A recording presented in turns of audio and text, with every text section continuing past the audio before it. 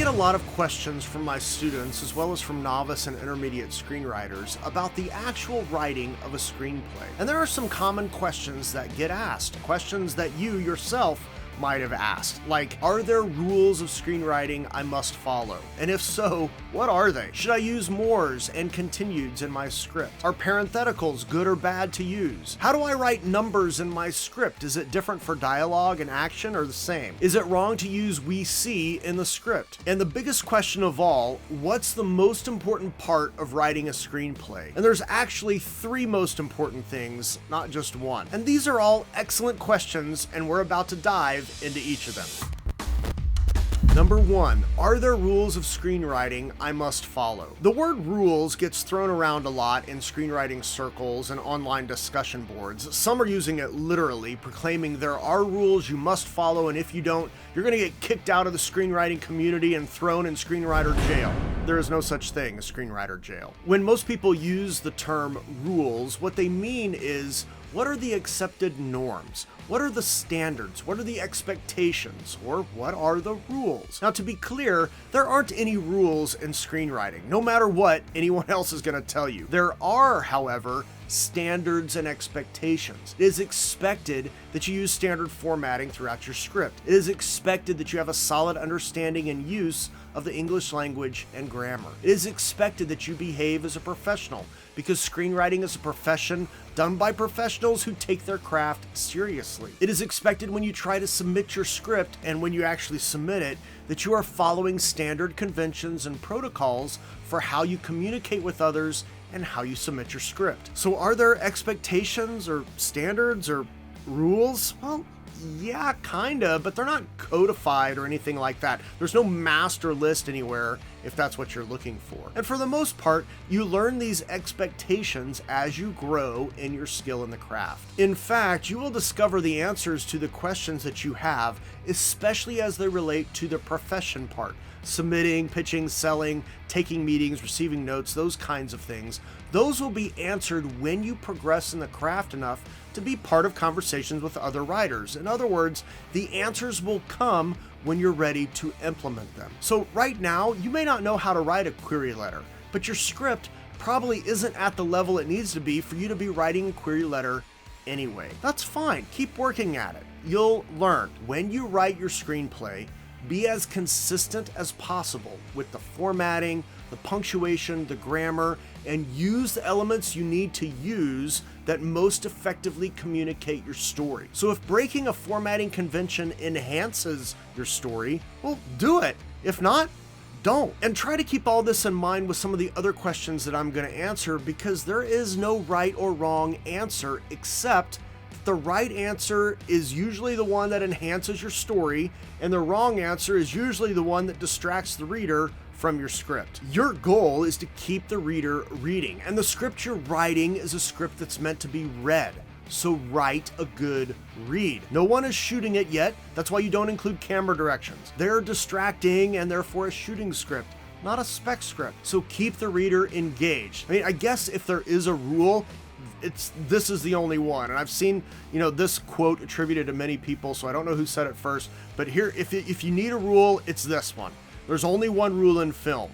Don't be boring. So don't be boring. Otherwise, do what you need to do while still following the conventions as much as you are able to tell an excellent story. Number 2, should I use mores and continueds in my script? Remember the answer to the previous question? You're writing a script to be read, and what you write should enhance the read of the story, not distract from the read. So should you use mores and continueds? Well, only if you really, really, really need to. The reason for mores and continueds in a script is they are there to help with production. Now, often the cast and crew are working on scenes out of order, and most of the crew hasn't even read the script. So when they get to the end of a page, they don't know if the scene continues or not. They don't understand the context, so you use a more to help with that. Or a character has a line of dialogue, and then there's some action, perhaps a new page. Then the character speaks again in a continued. And if you're on set, you need these cues to help you understand the context. But if you're sitting there reading the thing from beginning to end, you know the context. You know the character just spoke.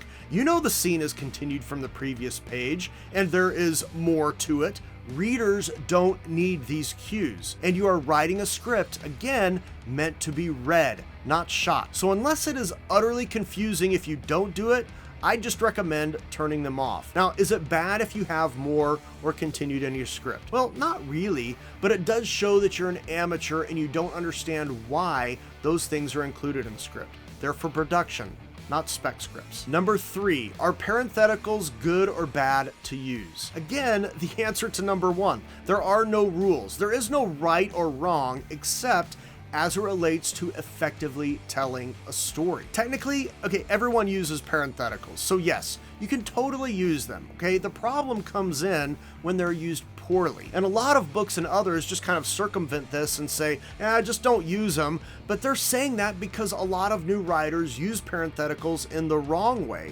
not because they're bad when they're used correctly. So here's a guideline you can use. If you're using a parenthetical to explain how a particular line of dialogue is delivered, this is bad, okay? And you may have heard parentheticals referred to as using Rileys because inexperienced writers often have a character deliver a line Riley, and it is overused, kind of like the name Sam for a female character, which is way overused. That's a whole other topic, I'm sorry. So if the words within your parenthetical ends in ly, you're probably using it incorrectly. Now, if you need the parenthetical to clarify the meaning of the line being delivered, so something like Jacob lying, I love guacamole. Okay, that's different. And this is a perfectly fine use if the context is unclear that Jacob is in fact lying about his love for guacamole. I'm not lying. I hate guacamole. So use parentheticals if you need to clarify or refine something. If you're directing the actor in the parenthetical or really even in the action, okay, those are bad. So like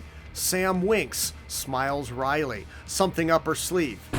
No. Number 4, what about numbers in my script? When it comes to writing numbers in your script, it depends where you're including the number. If it's an action line, so usually with a character description, mid-30s, you can write the numerals. That's perfectly fine. You don't need to write it out. In fact, if you do write out numbers in the action, you're gonna come off as a dork. The exceptions to this are numbers under 20, so 19 and below. You can write out the word or just include the numerals, either is fine, but that is action. In dialogue, it's different. And the reason it's different is because in dialogue, characters talk differently. And take the current year, for example. Would your character say it 2022, 2022, 202 and 2? I mean, no one would say it that weird. Alas, 71 years is far too short a time to live among such excellent and admirable hobbits. So that's one reason you write them out, to show how the character's actually saying the number.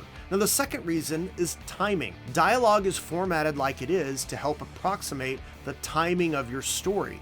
And if you write 2022, that takes up much less space on the page than 2022 when they're written out. And if your script is bought, you're gonna have to change all the numbers and dialogue anyway to their written out form, so just do it now. No one bats an eye at numbers written out in dialogue. Plus, how a character says a number helps reveal their character. So in dialogue, write out the numbers. In action lines, you can just use the numerals. And while we're here, the same goes for letter designations. So if you have something like C3PO, now we know this character as C3PO, but in the script, it's not written like that. It's written like C3PO. Just to be clear, this does not apply to acronyms. You can just write out FBI in dialogue. You don't write FBI, okay? That's dumb. So use common sense, but generally write out numbers in dialogue and use the numerals in the action lines. Number 5, is it wrong to use "we see" in your script? As long as you hit like and subscribe, you can do whatever you want in your screenplay. Okay, that's not totally true, but interacting by hitting buttons and commenting below are extremely helpful,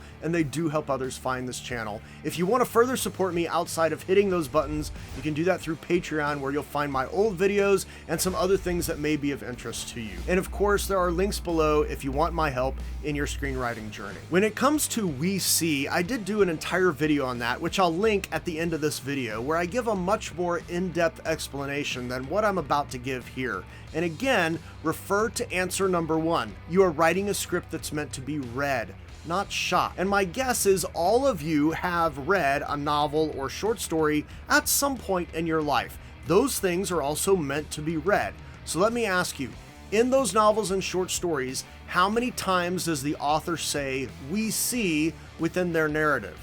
Yeah, hardly ever, and only in rare circumstances when the narrator is talking directly to the audience. Now, you could probably make that same correlation here. If you use it, you are using it rarely and only for specific purposes. So make it a good read. We see interferes with the good read, and you can find lots of ways to work around a we see in your script. So find a workaround if you can. Last question, number 6, what is the most important part of writing a screenplay? And there's actually 3 answers to this question, but it's not because it's a different answer depending on who you ask. It's literally 3 things that are equally important. And I must point out here that if you're hoping to move from where you're at and into screenwriting mastery, you have to know all 3 of these. You either have to study and learn them, which is what I always recommend because that is the fastest and best way to learn the craft, or you have to practice writing and writing and writing so that they become so inherent to you and integrated into your character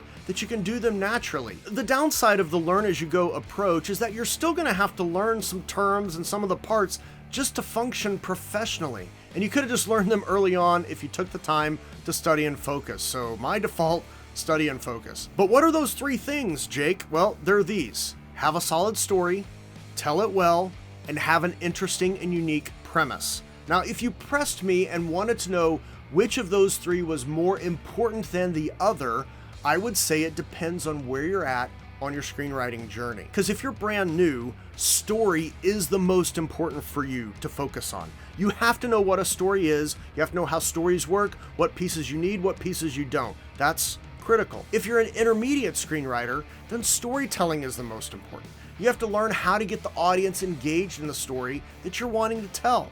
And storytelling is also where you begin to find and hone your writing voice. And once your skill is improved to the point where you have the talent to write professionally, now you have to write something that people will actually be interested in buying.